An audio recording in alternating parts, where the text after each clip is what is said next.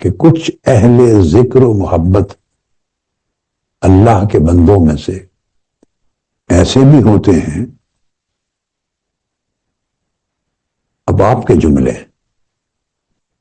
کہ انہوں نے دنیا کے بدلے میں یاد الہی کو خرید لیا ہوتا ہے، اس لیے اب انہیں دنیا کی خرید و فروخت اور سودا و تجارت اللہ کی یاد سے غافل نہیں کر سکتا، کیونکہ وہ پہلے سے ہی ایک سودا کر چکے ہوتے ہیں، اور وہ یہ کہ انہوں نے دنیا بیچ کر اللہ کی یاد کو خرید لیا ہوتا ہے۔ اب انہیں نہ دنیا کی تجارت غافل رکھتی ہے، نہ خرید و فروخت، اور ان کی زندگی کے دن رات پھر اللہ ہی کی یاد میں بسر ہونے لگتے ہیں۔ پھر آپ ارشاد فرماتے ہیں، اب ان کا حال یہ ہو جاتا ہے گویا انہوں نے دنیا میں ہوتے ہوئے آخرت کی منزل کو پا لیا ہوتا ہے۔ سبحان اللہ، سبحان اللہ۔ اب وہ ہوتے تو دنیا میں ہیں، مگر آخرت تک کا جو طویل سفر ہے وہ طے کر چکے ہوتے ہیں، اور جو کچھ اس دنیاوی زندگی کے بعد دوسروں کو نظر آئے گا وہ مناظر اسی دنیا میں اللہ پاک انہیں دکھا دیتا ہے، اور قبروں میں جانے کے بعد اہل برزخ پر جو چھپے ہوئے حالات ظاہر ہوں گے، قیام قبر کے زمانے میں وہ اسی دنیا میں اپنی طبی موت سے پہلے ان احوال سے باخبر ہو چکے ہوتے ہیں، وہ ان کی آنکھوں میں آ جاتے ہیں۔ اسی طرح قیامت کے دن کے لیے اور آخرت کے لیے اللہ رب العزت نے ان سے، ان مومنوں سے، اپنے ان محبت کرنے والوں سے، اپنی عبادت گزاروں سے، اپنے عاشقوں سے جو وعدے کر رکھے ہیں جنت کے، آخرت کے، اللہ تعالی وہ وعدے اور وہ مناظر اسی دنیا میں پردے اٹھا کر ان کی آنکھوں پر آشکار کر دیتا ہے۔ وہ پردے جو قیامت کے روز الٹنے تھے وہ اللہ پاک ان کے لیے اسی زندگی میں پلٹ دیتا ہے، اور اللہ کے وہ بندے وہ سب کچھ اپنے دل کی اور معرفت کی آنکھوں سے دیکھنے لگ جاتے ہیں، جو دوسرے لوگ، ہمارے جیسے لوگ آج نہیں دیکھ سکتے، اور اللہ کے وہ بندے وہ سب کچھ سننے لگ جاتے ہیں جو دوسرے لوگ اس دنیا میں نہیں سن سکتے، ہاں مرنے کے بعد وہ سنیں گے۔ پھر سیدنا مولا علی المرتضی کرم اللہ وجہ الکریم نے فرمایا کہ لوگوں جان لو، یہی مردان حق قیامت کے دن تمہیں ہدایت کی نشانیاں نظر آئیں گے، انہی کو تم روشنی کے چراغوں کی طرح دیکھو گے، اور قیامت کے دن ان کا مقام و منزلت یہ ہوگا کہ ان کے گرد فرشتے حلقہ وار کھڑے ہوں گے، اور اللہ کی بارگاہ سے ان پر تسلی اور سکون کا ورود ہوگا۔ آسمانوں کے دروازے، عرش کے دروازے ان پر کھلے ہوئے ہوں گے، انہیں عزتوں کی مسندوں پر بٹھایا گیا ہوگا، اور پھر ایسی جگہوں پر اللہ پاک ان کو نشستیں عطا فرمائے گا کہ جن پر ہمہ وقت اللہ کی نظر محبت پڑ رہی ہوگی، اللہ اپنی نظر محبت و شفقت سے ان کو تک رہا ہوگا۔ کہ جو کوششیں اللہ کی بندگی میں، اللہ کی عبودیت میں، اللہ کی محبت میں، اللہ کو منانے میں، اس کو راضی کرنے میں، اس کی قربت چاہنے میں، اس کے اوامر اور نواہی پر عمل کرنے میں جو کوششیں انہوں نے دنیا بھر میں کی ہوں گی، ریاضتیں اور مجاہدے کیے ہوں گے، ان کی وجہ سے اللہ پاک ان کو بڑی خوشی اور مسرت کی طرح تک رہا ہوگا اور ان کی قدر و منزلت پر تحسین فرما ہوگا۔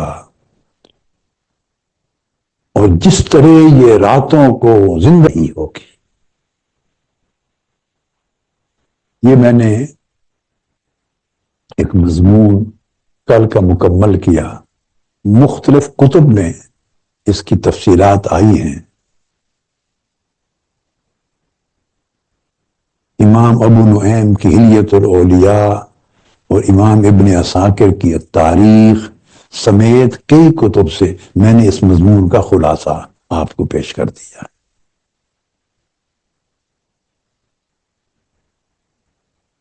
اس سے ہم نے آج کے مضمون کا آغاز کیا ہے۔ اب قبل اس کے کہ ہم ان تذکروں پر آئیں جو عاشقوں کی مناجات بیان کرتی ہیں اور پھر اللہ تعالی کی عنایات بیان کرتی ہیں، ان تذکروں سے قبل میں آج چاہوں گا ایک استناد و استدلال کی خاطر، تاکہ جو باتیں آپ سن رہے ہیں اور ہم 10 راتوں میں کرتے رہیں گے، ان کی کوئی شرعی، علمی، دینی، ائمہ علم و حدیث کی نگاہ میں جو سند ہے وہ بھی تھوڑی بیان کر دوں، تب کہ آپ کو پتا ہو کہ صرف عاشقوں کے قصے بیان نہیں ہو رہے، بلکہ ان قصوں کے بیان کے پیچھے مضبوط سندیں ہیں، مضبوط علمی بنیادیں ہیں اور ائمہ علم و دین کے ٹھوس نقطہ نظر ہیں، کبھی دلائل ہیں۔ پہلی آیہ کریمہ تو میں نے گفتگو کے شروع میں تلاوت کر دی۔ یہ جو اولیاء صلحاء، انبیاء، اولیاء صلحاء، ان کے تذکرے بیان کرنا، ان کے قصے بیان کرنا، ان کے واقعات بیان کرنا، اس کی شریعت میں حیثیت کیا ہے اور دینی اعتبار سے اس کی منفعت کیا ہے اور علمی اعتبار سے اس کی سند کیا ہے۔ میں چاہتا ہوں کہ آج کی نشست میں تھوڑا سا وقت اس پہ لگا لوں، تاکہ جو لوگ ان چیزوں کا طبعاً انکار کرتے ہیں، ان کے ذوق اور ان کے مزاج اس طرح کے نہیں کہ وہ ایسے احوال و کیفیات کو چکھیں، اپنے اوپر وارد کریں، مانیں، وہ انہیں مادی، تنقیدی، ظلمانی، تاریکی عقل کے پیمانے پر پرکھتے ہیں۔ تو چونکہ عقل تاریک ہے تو روشنی کی بات ان کی سمجھ میں نہیں آتی۔ عقل کثیف ہے، کثیف، تو لطیف بات ان کی سمجھ میں نہیں آتی۔ ویسے بھی جہاں بہت بدبو ہو، غلاظت ہو، تعفن ہو،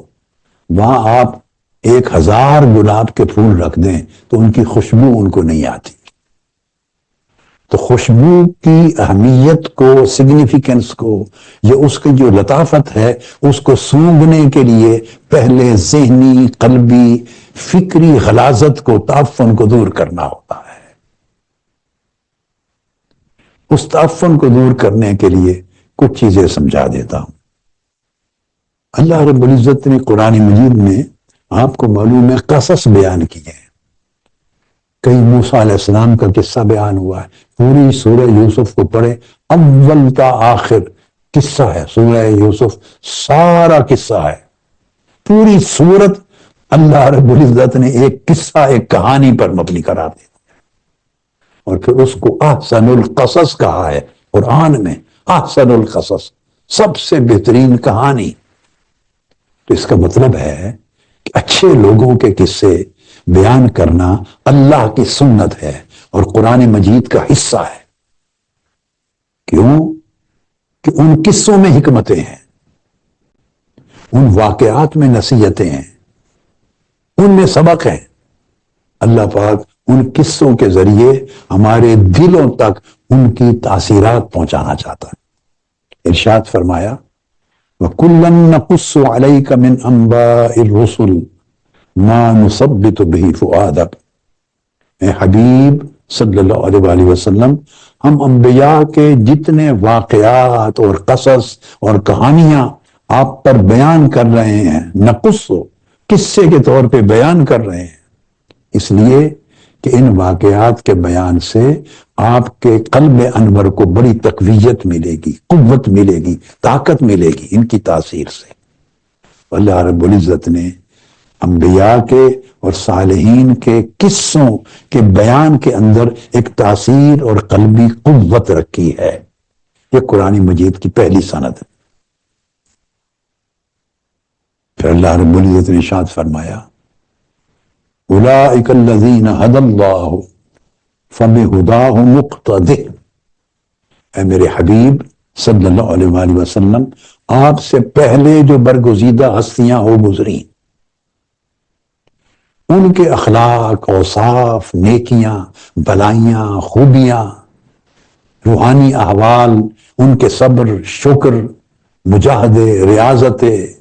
اللہ کے ساتھ تعلق، مشکلات، مصائب، یہ سارا کچھ جو ہم بیان کرتے ہیں اور اس سے ان کی سیرتوں کو نکھارتے ہیں، وہ اس لیے کہ آپ بھی ہر ایک کی سیرت میں سے اور آپ کی امت بھی ہر ایک کی سیرت میں سے کچھ نہ کچھ حصہ حسب استطاعت حاصل کر لے۔ تو اچھوں کی سیرتوں میں سے اچھی چیزیں نصیب میں آتی ہیں، حاصل کرنی چاہیے، یہ اللہ کی سنت ہے اور قرآن مجید کا حکم ہے۔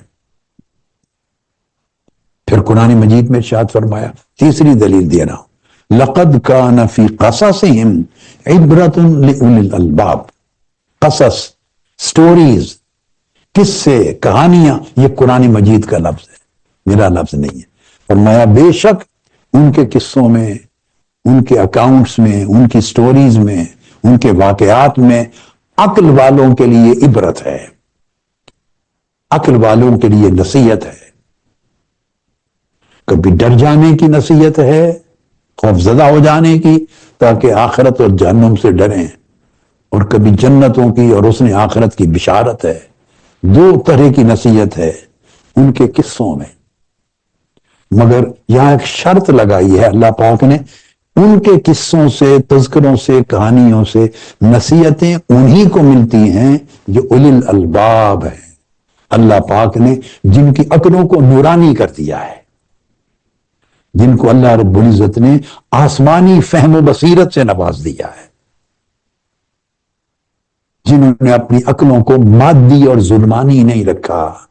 جنہوں نے اپنے نفسوں کو، نفوس کو اور قلوب کو غلاظت سے، گندگی سے، آمیزش سے پاک کر لیا ہے۔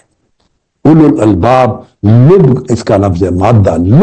لب خالص چیز کو کہتے ہیں، جن کی عقلیں خالص ہو گئی ہیں، خالص۔ تو خالص عقل والوں کو تو نصیحت ملے گی، اور جن کی عقل خالص نہیں ہے، اس میں ملاوٹ ہے، غلاظت ہے، گندگی ہے، ظلمت ہے، اندھیرا ہے، صاف ظاہر ہے قرآن کا فیصلہ ہے، وہ مذاق اڑائیں گے، وہ تنقید کریں گے، وہ الٹی سیدھی باتیں کریں گے، وہ کہیں گے اس سے کیا ملا، کس سے کہانیوں سے کیا حاصل ہوتا ہے۔ ہاں یقیناً انہیں کچھ حاصل نہیں ہوتا، مگر جن کی عقلیں اللہ نے غلاظت سے پاک کر دی ہیں، جن کا تزکیہ اور تصفیہ ہو گیا ہے، نور جن کو نصیب ہو گیا ہے، قرآن کہتا ہے ان کے لیے ہدایت ہے، ہدی اللہ، ہدایت ہے۔ حتیٰ کہ پرانی قوموں کی تباہی کا جو تذکرہ آتا ہے، ان کے واقعات اور قصوں میں بھی عبرت ہے۔ لَقَدْ جَاءَكُم مِّنَ الْأَنبَاءِ مَا فِيهِ مُزْدَجَرٌ، جو قومیں تباہ ہوئی ان کے قصے بھی بیان کیے ہیں اللہ رب العزت نے، اور وہ بھی اس لیے کہ اس میں بھی ایک عبرت ہے، لوگ عبرت حاصل کریں۔ سیدہ مریم علیہ السلام کا قصہ بیان ہوا، آدم علیہ السلام اور ملائکہ کا قصہ بیان ہوا، نوح علیہ السلام کے قصے بیان ہوئے، ابراہیم علیہ السلام کے کتنے قصے قرآن مجید نے بیان کیے، شعیب علیہ السلام کے قصے بیان کیے، ہود علیہ السلام کے قصے بیان کیے، لوط علیہ السلام کے قصے بیان کیے، حضرت شعیب علیہ السلام کے قصے بیان کیے، موسیٰ علیہ السلام کے قصوں سے قرآن مجید کی صورتیں بھری پڑی ہیں، یوسف علیہ السلام کے قصے بیان کیے، حضرت یعقوب کے قصے بیان کیے، حضرت داؤد کے قصے بیان ہوئے، حضرت سلیمان کے قصے بیان ہوئے، حضرت زکریا کے بیان ہوئے، حضرت یحییٰ کے بیان ہوئے، حضرت عیسیٰ کے بیان ہوئے، پھر آقا علیہ السلام کی وحی آ گئی، عیسیٰ علیہ السلام کی ولادت کے قصے، اولیاء کے قصے، اصحاب کہف کے قصے بیان ہوئے، خضر علیہ السلام کے قصے بیان ہوئے، سیدہ مریم کے بچپن کے قصے بیان ہوئے، یہ سب اولیاء تھے، سب اولیاء تھے، اصحاب کہف اولیاء تھے، یہ نبی نہیں تھے۔ تو اللہ نے نبیوں کے قصے بھی بیان کیے اور ولیوں کے قصے بھی بیان کیے، اپنے مقربین کے، اور ہر ایک کے قصے سے لوگوں کو ہدایت اور نصیحت اور منفعت بخش۔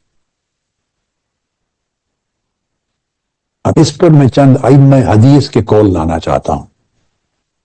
یہ قرآن مجید سے استشہاد تھا۔ حضرت جنید بغدادی رضی اللہ تعالیٰ عنہ فرماتے تھے، الحکایات جند من جنود اللہ تعالی یثبت اللہ بہا قلوب اولیائہ۔ حضرت جنید البغدادی نے فرمایا،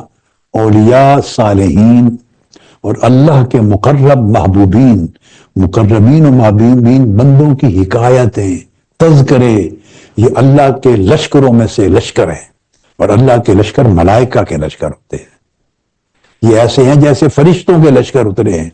ان کے ذریعے اللہ اپنے دوستوں کے دلوں کو مضبوط کرتا ہے۔ اب یہ آج کے درس اور ان اعتکافات کی مجالس کی ایک نصیحت کا پہلو بھی یہ ہے کہ میرے بیٹوں اور بیٹیوں، جب فارغ وقت ملے تو ناول پڑھنے کی بجائے اللہ والوں کے تذکرے پڑھا کریں، بس ان کے احوال پڑھا کریں، اولیاء کے، صالحین کے، علماء و کاملین کے، اللہ کے مقرب بندوں کے۔ میں آپ کو بیان نہیں کر سکتا کہ میں اپنی بچپن میں، بہت ہی چھوٹی عمر میں، آپ تصور نہیں کر سکیں گے، میں نے کتنے درجنوں یا بیسیوں کتب اکابر اولیاء اور صالحین کے تذکروں کے پڑھ ڈالے تھے۔ ہر وقت وہ میرے نصاب زندگی کے ساتھ رہتے تھے۔ بچپن کی بات کر رہا ہوں، سکول لائف کی۔ میرا معمول یہ تھا، ہر فارغ وقت میں میں اولیاء کے تذکرے پڑھتا تھا کہ ان کی صبحیں کیسی ہوتی، ان کی شامیں کیسی ہوتی، ان کا اٹھنا بیٹھنا کیسا ہوتا، ان کی بول چال کیسے ہوتی، برتاؤ کیسا تھا، اخلاق کیسا تھا، معاملات کیسے تھے، ذکر اذکار کیسے تھے، تسبیح و صلات کیسی تھی، معمولات کیسے تھے، پاکیزگی طہارت کیسی تھی، طبیعتوں کی نرمی کیسی تھی، میں سیکھتا تھا۔ سارا بچپن لڑکپن میں نے ان کتابوں کے ساتھ گزارا ہے۔ اور ایک دلچسپ جملہ بول دیتا ہوں، آپ حیران ہوں گے، یہ پڑھتا تھا، اور تھا ناولوں کا زمانہ، لوگ ناول پڑھتے تھے۔ میں نے اپنے بچپن سے لے کے آج کے دن تک، آج 74 برس میری عمر ہو گئی ہے، پوری زندگی میں میں نے ایک ناول نہیں پڑھا۔ میری فیملی، میرے بیٹے بیٹیاں بچے سب جانتے ہیں، اور بڑی عمر کے لوگ بھی جانتے ہیں، میرے کزنز جو اعزاء اقارب ہیں وہ بھی جانتے ہیں۔ 74 برس کی زندگی، ساری زندگی میں نے ایک ناول بھی نہیں پڑھا۔ یا علوم دینیہ، درسیہ، شرعیہ وہ پڑھے عمر بھر، یا اسکول کالج یونیورسٹیز کی ایجوکیشن مضامین وہ پڑھے، اور یا اس کے علاوہ دینی نصاب اور اسکول کالج کے نصاب سے ہٹ کر جو وقت گزرا وہ اولیاء اور صوفیاء اور عاشقان الہی کے تذکرے پڑھے، بس۔ میں ان کا اٹھنا بیٹھنا جاننا چاہتا تھا، ان کے شب و روز کے معمولات جاننا چاہتا تھا۔ میں سمجھتا تھا بھلے ایسا بن سکوں یا نہ بن سکوں، لیکن جان تو سکوں کہ اللہ والے کیسے ہوتے تھے۔ ان کو جاننے سے بھی اور پہچاننے سے بھی کچھ نہ کچھ خوشبو زندگی کو نصیب ہو جاتی۔ وہ بیان دے رہا ہوں آپ کو، حضرت جنید بغدادی کا۔ ان سے کسی نے پوچھا، حضرت آپ نے جو بات فرمائی کہ اولیاء کے تذکرے سے دلوں کو تقویت پہنچتی ہے، اس کی دلیل کیا ہے؟ تو آپ نے وہی آیت کریمہ پڑھ دی۔ حضرت جنید بغدادی نے جو میں نے سنائی وَكُلًّا نَقُصُّ عَلَيْكَ مِنْ أَنْبَاءِ الرُّسُلِ مَا نُثَبِّتُ بِهِ فُؤَادَكَ. آگے چلیے، امام اعظم سیدنا امام ابو حنیفہ رضی اللہ تعالیٰ عنہ، آپ کا معروف قول ہے، فرمایا کرتے الحکایات عن العلماء ومحاسنهم احب الی من کثیر من الفقہ لانها آداب القوم واخلاقهم. فرماتے میں فقہ پڑھاتا ہوں، قرآن و حدیث پڑھاتا ہوں، شرعی احکام و مسائل اخذ کرتا ہوں، ترتیب دیتا ہوں، تدوین دیتا ہوں، پڑھاتا ہوں، مگر کہ فرماتے میرے دل کا حال یہ ہے کہ اللہ والوں کی حکایتیں اور ان کے اخلاق اور محاسن کا تذکرہ مجھے فقہ سے کہیں زیادہ پسند ہے، کہ اس لیے فقہ سے احکام معلوم ہوتے ہیں اور اولیاء اور صالحین کے تذکرے سے آداب معلوم ہوتے ہیں، ان سے زندگی کا ادب ملتا ہے، فقہ سے حکم ملتا ہے کیا حلال ہے کیا حرام، اور اللہ والوں کے تذکروں سے آداب زندگی ملتے ہیں، مسکرا کے کیسے ملنا ہے، اب یہ فقہ کی کتاب میں نہیں ہے، رنجش کو دور کیسے کر دینا ہے یہ فقہ کی کتب میں نہیں ہے، درگزر کیسے کرنا ہے فقہ کی کتاب میں نہیں ہے، دل میں رقت کیسے پیدا کرنی ہے فقہ کی کتاب میں نہیں ہے، خشک آنکھوں میں آنسو کی تری کیسے آ جائے یہ فقہ کی کتاب میں نہیں ہے، سجدوں کی لذت کیسے ملے، فقہ کی کتاب سجدہ کرنے کے احکام بتاتی ہے مگر سجدے کا لذت نہیں بتاتی، لذت سجود کو کہاں سے ملے، لذت تلاوت کو کہاں سے ملے، ذکر الہی میں کیف و سرور کہاں سے ملے، فقہ کی کسی کتاب میں یہ چیپٹر نہیں ہے۔ فقہ یہ تو بتاتی ہے کہ قبلہ کی طرف چہرہ کر کے 10 بستہ کھڑے ہو جاؤ، چہرہ بسوئے قبلہ ہو، نماز کا یہ طریق ہے، مگر فقہ یہ نہیں بتاتی کہ جس طرح چہرہ کعبے کی طرف ہے دل رب کعبہ کی طرف کیسے ہو جائے، دل کو رب کعبہ کی طرف کرنا، یہ احوال اولیاء سے خبر ملتی ہے، یہ وہ بتاتے ہیں۔ فقہ یہ تو بتاتی ہے کہ کپڑے ناپاک ہوں گے تو نماز نہیں ہوگی، پاک کیسے کرنا ہے، فقہ یہ نہیں بتاتی کہ دل اگر ناپاک ہو جائے نجس خیالات سے تو اس کو پاک کیسے کرنا ہے۔ علماء کوئی مکتب فکر لے لے، کوئی اس سے کوئی غرض نہیں ہے دیوبندی کون ہے، بریلوی کون ہے، اہل حدیث کون ہے، اہل تشیع کون ہے، سلفی کون ہے، یہ مکاتب فقہ کی بات نہیں ہے، جس مدرسہ میں چلے جائیں، جو نصاب پڑھایا جاتا ہے، جو کتاب پڑھائی جاتی ہے کسی بھی فن میں، ان سے پوچھیں کہ مجھے یہ سبق چاہیے کوئی باپ، وہ کہے بھی ہمارے نصاب میں یہ اسباق نہیں ہوتے، تو یہ اسباق پھر کہاں ہوتے ہیں، جہاں ہوتے ہیں ان کا تذکرہ کر رہا۔ اگر یہ سبق جاننا ہو تو ذوالنون مصری کی مجلس میں جانا پڑتا ہے، ابو بکر شبلی کے پاس جانا پڑتا ہے، باجدید بستامی کے پاس جانا پڑتا ہے، پھر جنید بغدادی کے پاس جانا پڑتا ہے، پھر ننگے پاؤں بغداد کی گلیوں میں پھرنے والے بشر حافی کی مجلس میں جا کے جانا پڑتا ہے۔ اگر یہ باب سمجھنے ہو تو فقہی احکام سے ظاہر سمجھ جاتے ہیں، مگر اللہ والوں کے احوال سے باطن اور قلب سمجھتے ہیں۔ آپ سمجھ گئے فرق۔ اس طرح محمد بن یونس ائمہ میں سے ہیں، وہ فرماتے ما رأیت انفع للقلب من ذکر الصالحین، کہتے خدا کی قسم اللہ والوں کے ذکر سے تذکرے سے زیادہ نفع مند میں نے دنیا میں کوئی شے نہیں دیکھی دل کے لیے۔ حضرت مالک بن دینار وہ فرماتے کہ الحکایات و تحف الجنہ، کہ اولیاء صالحین کی حکایتیں جنت کے تحفے ہیں، انہیں جنت کے تحفے سمجھا کرو، اور ان سارے تحفوں میں موتی ہیں، کیا خبر کہ کسی کو در یتیم مل جائے، تحفے لیا کرو، تحفے لیا کرو اللہ والوں کے تذکروں کے، اللہ والوں کی باتوں کے، ان کو دیکھا کرو، ان کی مجلس میں بیٹھا کرو، ان کے چہروں کو تکا کرو۔ ہاں اگر کوئی مل جائے، اب تو ڈھونگ ہے، ہم تو ڈھونگ کی دنیا میں آ گئے، دجل و فریب کی دنیا میں۔ فرمایا ان تحفوں کو لو، ان تحفوں میں موتی ہیں جنت کے، شاید کسی کے نصیب میں در یتیم آ جائے۔ حضرت امام سفیان بن عیینہ امیر المومنین بالحدیث الحدیث، یہ امام بخاری، مسلم، ابو داؤد، ترمذی، نسائی، ابن ماجہ سب کے ائمہ رجال میں سے ہیں، سب لوگ ان سے حدیثیں لیتے رہے ہیں، حدیث کی جرح و تعدیل کے قاعدے یہ مقرر کرنے والے تھے، کل حدیث کا لٹریچر ان کے ہاتھوں سے تنقیح کے ساتھ گزرا ہے، یہ وہ ائمہ ہیں۔ وہ فرماتے ہیں عند ذکر الصالحین تنزل الرحمہ، یہ حضرت امام سفیان بن عیینہ کی بات بتا رہا ہوں کہ اولیاء اللہ والوں کے ذکر سے اللہ کی رحمت نازل ہوتی ہے۔ ذکر صرف کس سے نہیں ہے، آپ ان کا تذکرہ سن رہے ہیں، اللہ پاک کی رحمت کی بارش اتر رہی ہے آپ پر، اور اس بارش سے آپ کے سوکھے دل بھیگ رہے ہیں، دلوں کی اجڑیاں بستیاں سنور رہی ہیں، دل کے صحرا سیراب ہو رہے ہیں۔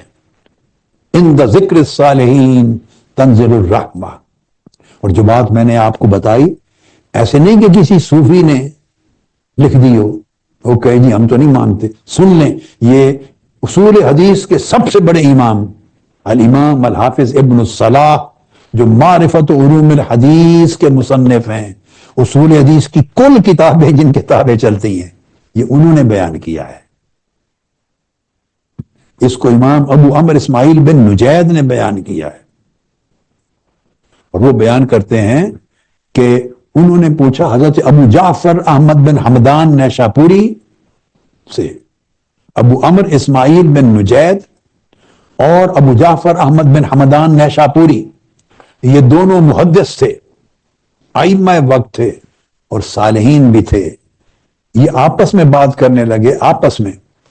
بات یہ کرنے لگے، فقال له، وہ کہتے ہیں میں نے حضرت نیشاپوری سے پوچھا بأی نیت اکتب الحدیث، محدث ہیں، میں جب حدیث لکھتا ہوں اور حدیث کی کتاب مرتب کرتا ہوں تو نیت کیا کروں، حدیث لکھتے ہوئے نیت کیا کروں؟ اب آپ آج کے زمانے میں کسی سے پوچھیں تو وہ کہیں گے بے وقوف آدمی، یہ کوئی پوچھنے کی بات ہے، حدیث نبوی لکھ رہے ہو بس حدیث لکھنے کی نیت کرو۔ اس سے آگے ہمارے دماغ جاتے نہیں ہیں، بلاک ہو گئے ہیں، پردوں کے پیچھے پردے ہیں، رازوں کے پیچھے راز ہیں، باتوں کے پیچھے باتیں ہیں، آگے کوئی نہیں بتائے گا، کوئی کہے حدیث کی نیت کرو، نہیں، مگر میں ان کی بات کر رہا ہوں جو ائمہ حدیث تھے، جن کے ذریعے علم حدیث امت محمدی تک 1400-1300 سال کے میں اندر پہنچا۔ اگر ہم ان سے کٹ گئے ہیں اور ہم نے انہیں پڑھا نہیں اور ان کی کتب کی شناسائی نہیں اور پڑھے بغیر ہم شور شرابہ کرتے ہیں، ہنگامہ کرتے ہیں، گلے پھاڑتے ہیں، فتویٰ بازی کرتے ہیں، تنقید کرتے ہیں، اچھوں کو برا بھلا کہتے ہیں، وہ ہماری بد نصیبی ہے، بد نصیبی ہے، اس کے سوا تو میں کچھ نہیں کہہ سکتا۔ انہوں نے آپس میں پوچھا ائمہ حدیث نے کہ جب ہم حدیث لکھیں تو کیا نیت کیا کریں؟ انہوں نے جواب دیا قالوا الستم ترون ان عند ذکر الصالحین تنزل الرحمہ،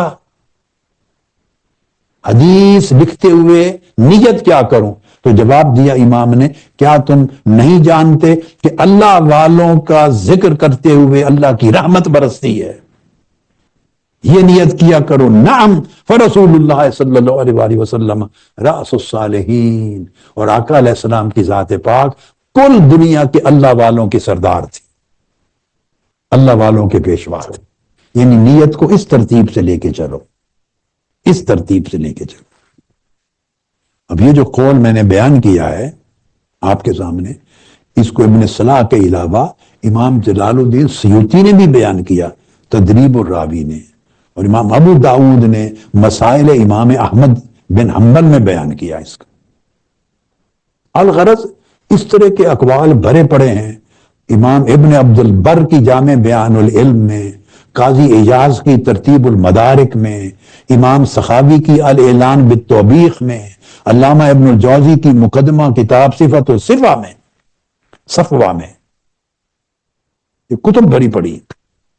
اس لیے محدثین لکھتے ہیں کہ قد استحب ساداتنا المحدثون قدیما ایراد الحکایات المرققۃ، کہ محدثین کا معمول تھا کہ جب بھی وہ حدیث کا درس دیتے اور حدیث کا درس ختم ہوتا تو حدیث کا درس ختم کرتے اولیاء اور صالحین کی حکایتوں کے بیان پر، کیونکہ اس سے رقت قلب پیدا ہوتی ہے، اس سے دلوں کو راحت نصیب ہوتی ہے، ذہنوں کو نشاط نصیب ہوتی ہے۔ یہ محدثین کا اور ائمہ کا طریقہ تھا کہ درس حدیث جب ختم کرتے تو بشر حافی کی کوئی بات سنا دیتے، کوئی باجزید بستانی کی بات سنا دیتے، کوئی جنید بغدادی کا قصہ سنا دیتے، کوئی محلول مجنوں کی بات سنا دیتے،